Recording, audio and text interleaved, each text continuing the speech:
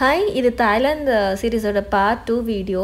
எனக்கு வந்துட்டு ஒரு ப்ரொஃபஷனல் ஒர்க்காக போயிருந்தனால எனக்கு கொஞ்சம் கேப் இருந்தது. அந்த கேப்பில் வந்துட்டு சரி நம்ம எங்கேயாவது சுற்றி பார்க்க போகலான்னு பார்த்தா பக்கத்தில் மட்டும் ஒரு சின்ன ஆர்கிடெக்சர் டெம்பிள் மாதிரி இருந்தது. யூஸ்வலாக நமக்கு இங்கேயே கோயில் போகிறதுக்கு ரொம்ப பிடிக்குன்றனால நான் போகலாம் அப்படின்னு டிசைட் பண்ணிட்டு தான் நான் இங்கே பஸ் ஏறி போனேன். பஸ்லலாம் பார்த்திங்கன்னா அவங்க வந்துட்டு வாயில் கேட்க மாட்டாங்க. இப்படி கையில் நம்ம ஃபாரினர்னு தெரிஞ்சுட்டு கை ஜாடை பண்ணுவாங்க. நம்ம காசு கொடுத்தா அங்கே கொடுத்துருவாங்க. அங்கே போயிட்டு நான் வந்துட்டு அந்த ஃபெரிக்காக வெயிட் பண்ணிட்டு இருந்தேன். எனக்கு அந்த ஒரு பிளேஸ் மட்டும்தான் பக்கத்தில் இருக்கிற மாதிரி இருந்தது. இதில் இன்னொரு ப்ளஸ் பாயிண்ட் என்னென்னா, தாய்லாந்து மாதிரி நிறைய டூரிஸ்ட் வர ஏரியாக்களில் நம்ம தனியாக இருந்தோம்னா நமக்கு வந்துட்டு வந்திருக்க டூரிஸ்டே வந்துட்டு ஃபோட்டோ வீடியோஸ் எடுத்து தரதுக்கு ஹெல்ப் பண்ணட்டுமா அப்படின்னு கேட்பாங்க. இல்லை நம்ம ஹெல்ப் பண்ணுங்கன்னு சொன்னாலும் அவங்க எடுத்து தருவாங்க. அதே மாதிரி நம்மளும் அவங்களுக்கு எடுத்து தரலாம். மோஸ்ட்லி சோலோ ட்ராவலர்ஸ் நிறையா வராங்க தாய்லாந்துக்கு, கேர்ள்ஸ் ஆகட்டும் பாய்ஸ் ஆகட்டும். அப்படி வந்து ஒருத்தர்கிட்ட எனக்கு கொஞ்சம் வீடியோ மட்டும் எடுத்து தரீங்களா அப்படின்னு சொல்லிட்டு கேட்டேன். நான் வந்துட்டு ப்ரொஃபஷனல் வேரில் இருந்தேன். அவங்களாம் வந்துட்டு பக்கா பீச் வேர் மாதிரி போட்டிருந்தாங்க.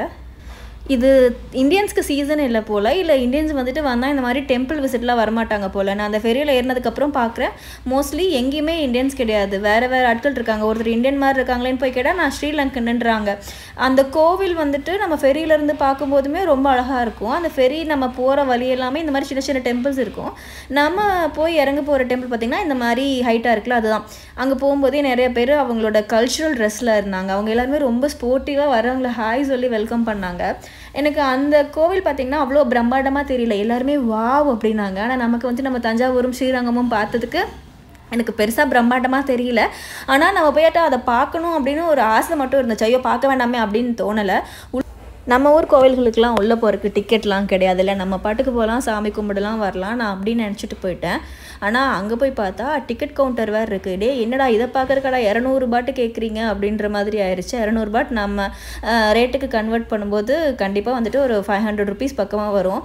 மனசே இல்லை, சரி போயிட்டோமே அப்படின்றதுக்காக சரி வாங்கிட்டு உள்ளே போயிட்டேன். அவங்க அந்த 200 ரூபாய்க்கு என்ன தெரியுமா கொடுத்தாங்க? வாட்டர் பாட்டில் கொடுத்தாங்க. அது எல்லாருக்கும் ஒன்று தான்.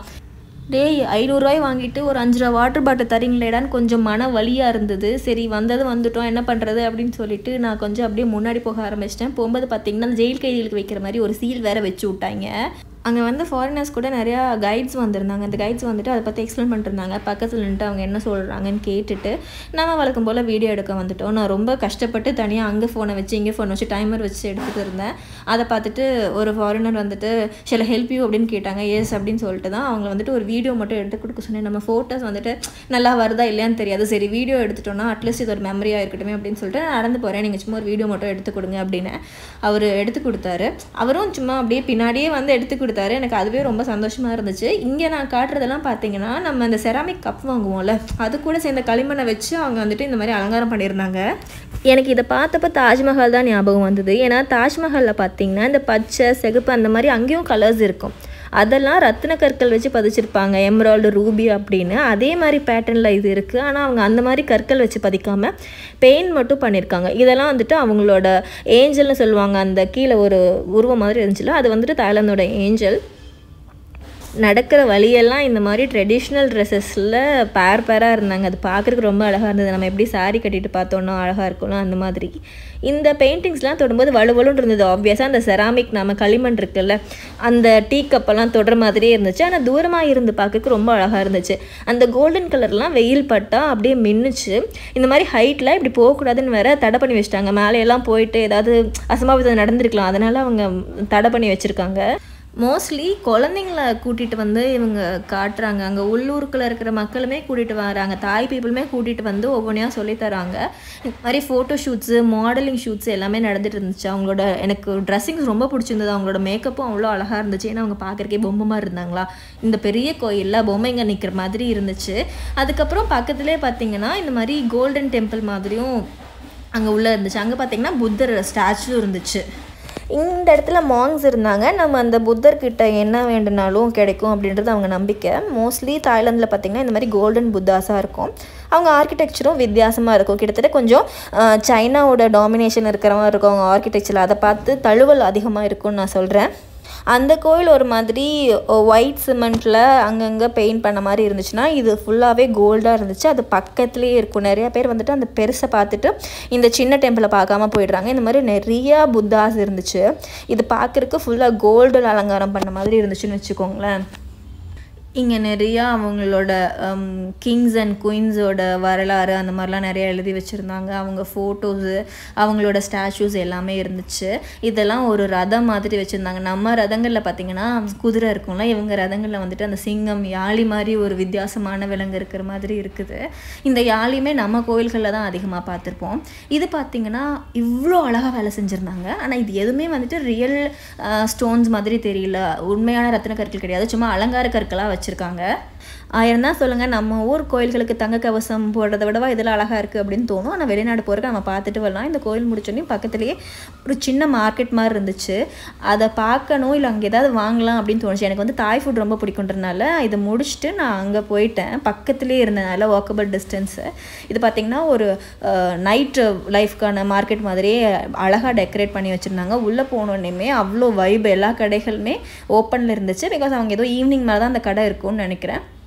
தாய்லாந்துனாலே ஃபுட்டுக்கு சொல்லிக்கவே தேவையில்லை, எல்லா டைப் ஆஃப் ஃபுட்ஸும் இருந்துச்சு. நம்ம ஊரில் பட்டுப்பூச்சியெல்லாம் அவ்வளோ மென்மையான ஒரு பட்டுப்பூச்சியாக இருக்கும், அங்கே அதையெல்லாம் பொரிச்சு சாப்பிட்டாங்க. இதெல்லாம் பார்த்திங்கன்னா ஃபுல் ஸ்குவிட், நம்ம கனவா மீனை முழுசாக வச்சுருந்தாங்க. இதெல்லாம் ஒரு ஸ்டிக்கு 20 பாட்ஸ், 30 பாட்ஸ், 40 பாட்ஸ் அந்த மாதிரி இருக்கும். பெரிய கனவா வந்தால் 50 பாட்ஸாக இருக்கும். இதெல்லாம் வந்துட்டு அந்த போருக்கு பண்ணிக்கிற நம்ம அந்த சைடு போகவே இல்லை, நம்மளுக்கு அது ஒத்தே வராது. நம்ம சிக்கன் ஃபிஷ்ஷோட நின்றுக்கலாம் அப்படின்னு சொல்லிட்டு. தாய் ஃபுட் எவ்வளோ ஃபேமஸோ அதே மாதிரி அவங்களோட ஃப்ரூட்ஸும் ரொம்ப ஃபேமஸ். அந்த ஃப்ரூட் கடையை நான் வீடியோ எடுக்கும்போது அந்த அக்கா வந்துட்டு அவ்வளோ சந்தோஷப்பட்டு ரொம்ப ஜாலியாக சின்ன பிள்ளை மாதிரி போஸ்ட் கொடுத்துட்டு இருந்தாங்க. எனக்கு வந்துட்டு பர்சனலாக எனக்கு தாய்லாந்தில் இருக்க மேங்கோ ரொம்ப பிடிக்கும். ஆனால் அது கொஞ்சம் காஸ்ட்லின்னு வச்சுக்கோங்களேன். ஒரு ஃபுல் மேங்கோ கட் பண்ணி 50 பாட்ஸ் கொடுப்பாங்க. நம்ம ஊர் காசுக்கு ஒரு மாங்க 150 ரூபா காசு மாதிரி வரும். ஆனால் அது டேஸ்ட்டாக இருக்கும். அந்த சமயத்தில் நம்மளுக்கு ஃபுட் கிரேவிங்ஸ்க்கு அது பெட்டராக இருக்கும். இது எல்லாமே பார்த்திங்கன்னா 10 பாட்ஸ், 20 பாட்ஸ், 30 பாட்ஸ்னு chicken sticks. 10 baht is equal to நம்ம ஊரில் 30 ரூபா கணக்கு. இந்த மாதிரி ஃப்ளார் டெக்கரேட்டிவ் ஐட்டம்ஸ் இருந்துச்சு. ஏன்னா அவங்க ஊரில் இந்த மாதிரி கட்டி தான் நான் பார்த்துருக்கேன். ரியல் ஃப்ளார்ஸ்லையும் இந்த மாதிரி வச்சுருந்தாங்க. அதில் நம்மளுக்கு பெருசாக விருப்பம் இல்லை. இந்த சைடு வந்தால் நிறைய கீ செயின்ஸ் இருந்தது. இங்கே வரவங்க எல்லாருமே கீ செயின்ஸ் வாங்கிட்டு போய் கிஃப்ட் பண்ணுவாங்க போல். வெரைட்டி ஆஃப் கீ செயின்ஸ் இருந்துச்சு. குழந்தைங்களுக்கு தேவையான கிளிப்ஸு, அப்புறம் அந்த ஃப்ரிட்ஜ் மேக்னெட் அந்த மாதிரி இருந்துச்சு. எனக்கு பர்சனலாக பிடிச்சதுன்னு பார்த்தீங்கன்னா இந்த ஆர்ட் ஐட்டம்ஸ். இது வந்துட்டு தேங்காய் தொட்டி தான். நம்ம ஊரில் வேண்டான்னு தூக்கி போடுற தேங்காய் தொட்டியாக எவ்வளோ அழகாக வந்துட்டு டெக்கரேட் பண்ணி வச்சுருக்காங்கன்னு பாருங்களேன்.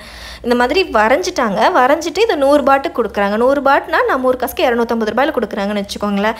நிறைய பேர் இதை வாங்கிட்டும் போகிறாங்க. எனக்கு கொஞ்சம் வாங்க மனசு இல்லை. ஐயோ நம்ம தூக்கி போடுற தேங்காய் தொட்டியை வாங்கிட்டு போகிறதா அப்படின்னா. அவங்களோட கலைநயம் அவ்வளோ அழகாக இருந்துச்சு. இது வந்துட்டு செராமிக் ஷாப்பு. நம்ம ஊர் செராமிக் கடைகளுக்கும் அவங்க ஊர் செராமிக் கடைகளுக்கும் நிறையா வித்தியாசம். நான் இதை எது வாங்கிட்டு வந்தாலும் இந்தியா வரதுக்குள்ளே உடஞ்சி போயிடும்னு தெரியும். அதனால் நான் இந்த சைடு போய் கையே தொடலை. எவ்வளோன்னு கூட நான் கேட்கவே இல்லை. இது எல்லாமே டிஃப்ரெண்ட் டைப் ஆஃப் எலிஃபெண்ட்ஸு. ஏன்னா தாய்லாந்தில் எலிஃபெண்ட் ரொம்ப ஃபேமஸ்ன்றனால இது மார்பிள்லேருந்து செராமிக்லேருந்து எலிஃபெண்ட்ஸாக வச்சுருந்தாங்க. அது மாதிரி இந்த கிளாஸியான எலிஃபெண்ட்ஸுமே இருந்துச்சு. இது பாப்பா ரொம்ப சின்ன பிள்ளையாக இருக்கா, இதெல்லாம் வாங்கிட்டு போனால் உடச்சிருவா, எதுக்கு நம்ம காசு வேஸ்ட் பண்ணணும். நான் இது தொடவே இல்லை. கண்டிப்பாக அது யூஸ்ஃபுல்லான பொருளாக இருந்தால் எடுத்துகிட்டு போகலாம். இது பார்த்திங்கன்னா அரோமேட்டிக் திங்ஸு. இது நம்ம பாத்ரூமில் இல்லை வீட்டில் எல்லா இடங்கள்லையுமே வந்துட்டு அந்த நறுமணத்துக்காக யூஸ் பண்ணுறது.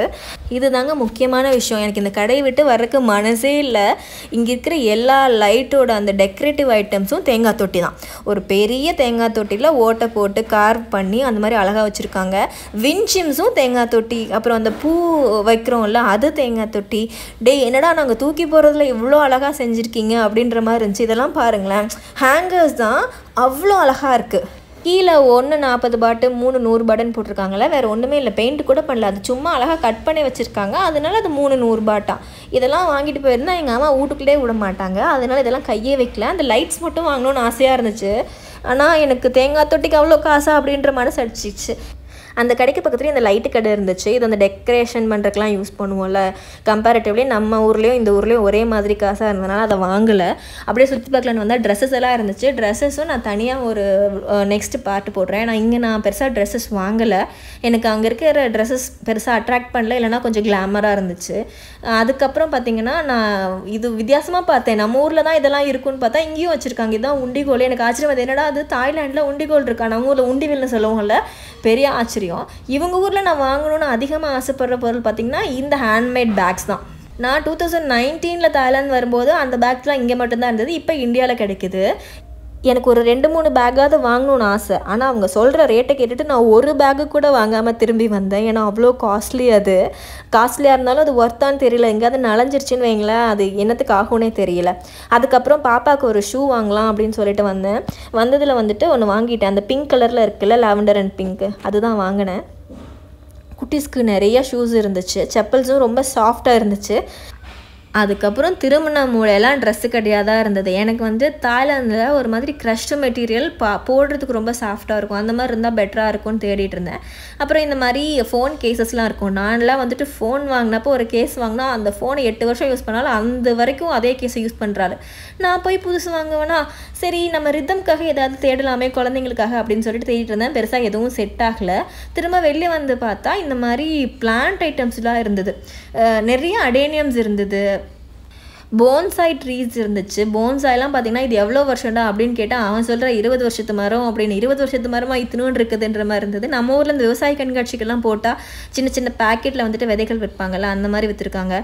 இதெல்லாம் டெரேரியம். எனக்கு இது பர்சனலாக பிடிக்கும். நான் சரியாக மெயின்டைன் பண்ணுற மாட்டேன் அப்படின்னால அது அந்த பக்கம் போகவே இல்லை. Thailand famous sticky rice with mango. வேறு ஒன்றுமே இல்லை. அந்த அரிசி வந்துட்டு கொஞ்சம் இனிப்பாக இருக்கும். நீங்கள் தாய்லாந்து எப்போ போனாலும் சரி இதை ஒரு டைமாவது ட்ரை பண்ணுங்கள். சாப்பிடாமல் வந்துடாதீங்க. ஏன்னா இது வந்து டிஃப்ரெண்ட்டான டேஸ்ட்டில் இருக்கும். அதோட லேயர் சொல்கிறேன் பாருங்கள். ரைஸு, மேங்கோ, மேலே வந்துட்டு ஒயிட் சாஸு, அதுக்கு மேலே செசமி சீட்ஸு. சூப்பர் ஸ்வீட்டாக இருக்கும். ஸ்வீட் பிடிக்காதவங்களும் ஒரு டைமாவது ட்ரை பண்ணலாம். சாப்பிட்டு முடிச்சுட்டு அப்படியே மெதுவாக நடக்க ஆரம்பித்தோம். இங்கே பக்கத்தில் வந்துட்டு தான் இந்த ட்ரெஸ் எனக்கு பிடிச்சிருந்தது பாப்பாவுக்கு. பியோர் காட்டனு, ரொம்ப அழகாக இருந்துச்சு. வேறு பக்கம்லாம் 300 பாட் 400 பாட் சொன்னால் நான் இது வந்து 250 பாட்டுக்கு அவன் சொன்னான்னு சொல்லிட்டு நான் ஒரு 200 பாட்டுக்கு அந்த பையன்கிட்ட இருந்து வாங்கிட்டு வந்துட்டேன். அந்த பையனும் வீடியோலாம் எடுக்கங்காட்டி சரிங்க 200 பாட்டுக்கு வச்சுக்கோங்க அப்படின்னு சொல்லி கொடுத்துட்டான். நான் அப்பாடா கொடுத்தானே அப்படின்னு சொல்லிட்டு வாங்கிட்டு வந்துட்டேன். இது பார்த்திங்கன்னா ஃபுல்லாக நைட் ஷாப்ஸ் இது வரைக்கும் இருக்கும். மோஸ்ட்லி இந்த பர்ச்சேஸ் பண்ணுற ஐட்டம்ஸை சுற்றி கேர்ள்ஸ் மட்டும்தான் இருக்காங்க. பாய்ஸ் எல்லாம் ஓரமாக நின்று எதையாவது வாங்கிட்டு வாப்பா அப்படின்ற மாதிரி இருக்காங்க. நம்ம தேடினா தாய்லாந்தில் வந்துட்டு சூப்பர் குவாலிட்டியில் நல்ல ட்ரெஸ்ஸஸ் எடுக்கலாம். என் ஃப்ரெண்ட்ஸ் எல்லாம் எனக்கு 2 ட்ரெஸ்ஸு உனக்கு 2 ட்ரெஸ் வாங்கிட்டு வந்திருக்கலாம்ல, ஸ்கர்ட் வாங்கிட்டு வந்திருக்கலாம்ல அப்படின்லாம் கேட்டாங்க. நிச்சயமாக நெக்ஸ்ட் டைம் போனால் அவங்களுக்கும் சேர்த்து வாங்கிட்டு வரணும்.